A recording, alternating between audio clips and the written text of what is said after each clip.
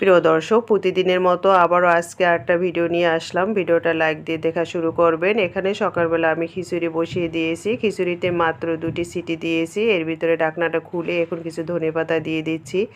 আর আপনারা যখন সবজি খিচুড়ি রান্না করবেন, সবজিগুলো একটু বড় বড় সাইজের করে কেটে তারপরে আপনারা রান্না করতে পারেন, কারণ সবজিগুলো 2টা সিটি দিলে হয়ে যায়। আর বড় বড় সবজি দিয়ে খিচুড়ি রান্না করলে খুব মজার হয়ে থাকে। তো আজকের খিচুড়িটাও আমি বড় বড় করে সবজি দিয়েছি খিচুড়ির ভিতরে। তো এই তো এখন ধনেপাতা দিয়ে আমি 2 থেকে 3 মিনিট ঢাকনাটা দিয়ে রাখবো। 2 থেকে 3 মিনিটের বেশি দিতে যাবেন না, তাহলে সিটি হয়ে উঠবে।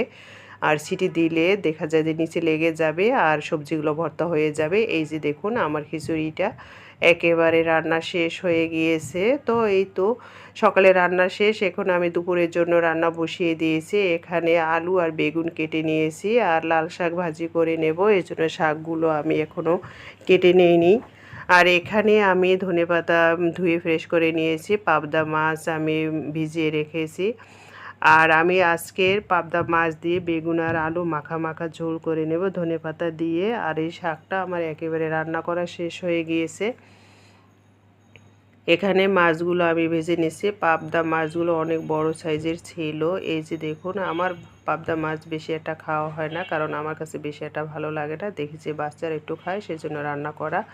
তো এখানে বিকেলের নাস্তার জন্য কি করে নিলাম সেগুলো একটু আপনাদের সাথে শেয়ার করতেছি। এখানে আমি চিকেনটা আগে ম্যারিনেট করে রেখেছিলাম। এখন চিকেনটা আমি একটু বারবিকিউর মতো করে নিয়েছি। এই যে দেখুন,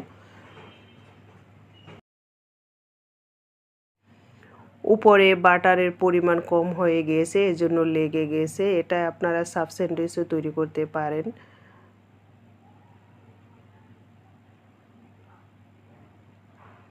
তো এই তো ভিডিওটা কেমন লাগলো অবশ্যই কমেন্ট করে জানাবেন। আর সবাই ভালো থাকবেন। আল্লাহ হাফেজ।